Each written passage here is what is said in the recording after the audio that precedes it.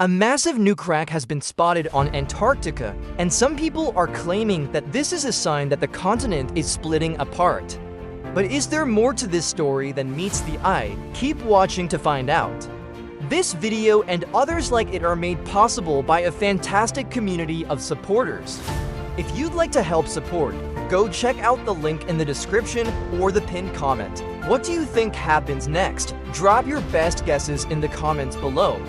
And if you enjoyed this video, hit that like button and subscribe so you don't miss out on more mind-bending mysteries. On March 23, 2023, Sentinel detected an enormous new rift on Antarctica. The rift is located on the mrbeast ice shelf, which juts out from the eastern part of the continent. And the crack is so big that you can literally see it from space.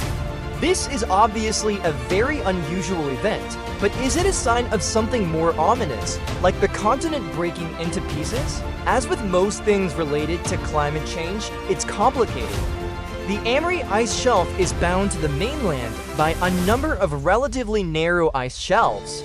These act as a sort of buffer between the land and the fast ice, which is the thick, slow-moving ice that connects to the land and essentially acts as a bridge between the two. Fast ice forms where the ocean meets the land and then slowly builds up over time. It can be hundreds of meters thick and moves very slowly, less than 1 meter per day. This means that the area where it meets the land is constantly freezing over, which creates these narrow channels of open water known as leads. These leads are a critical part of the system because they allow warm ocean water to flow underneath the ice shelf.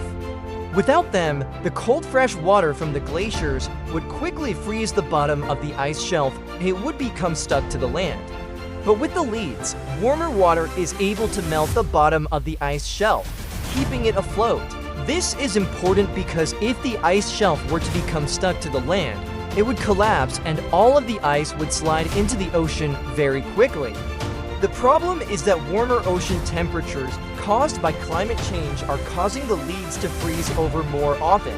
When that happens, the ice shelf becomes stuck to the land and begins to collapse. That's what's happening in the Larsen Sea ice shelf. Over the last few decades, the temperature of the ocean around Antarctica has increased by about 1 degree Celsius. That may not sound like much, but it's enough to prevent the formation of leads in some areas. Since the ice shelves are no longer able to float, they are collapsing and sliding into the ocean. That's why when the Sentinel satellite detected the new rift, many people thought that it was a sign that the entire continent was breaking apart. But that's not the case. The rift is only a few hundred kilometers long and it's not getting any bigger.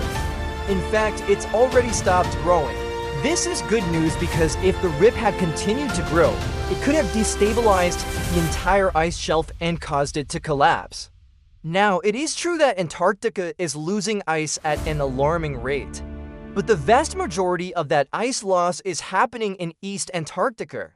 The ice in East Antarctica is hundreds of meters thick and moves very slowly, so when it does melt, it doesn't raise sea levels very much. West Antarctica, on the other hand, has much thinner ice that moves more quickly. So when it melts, it contributes more to rising sea levels. But the ice in West Antarctica isn't going anywhere anytime soon. Even if all of the ice in West Antarctica melted, it would only raise sea levels by about 4 meters. Now, I should point out that Antarctica isn't the only thing that we need to worry about. Greenland's ice sheet would raise sea levels by about 7 meters if it melted. And most of that ice would melt within a few decades.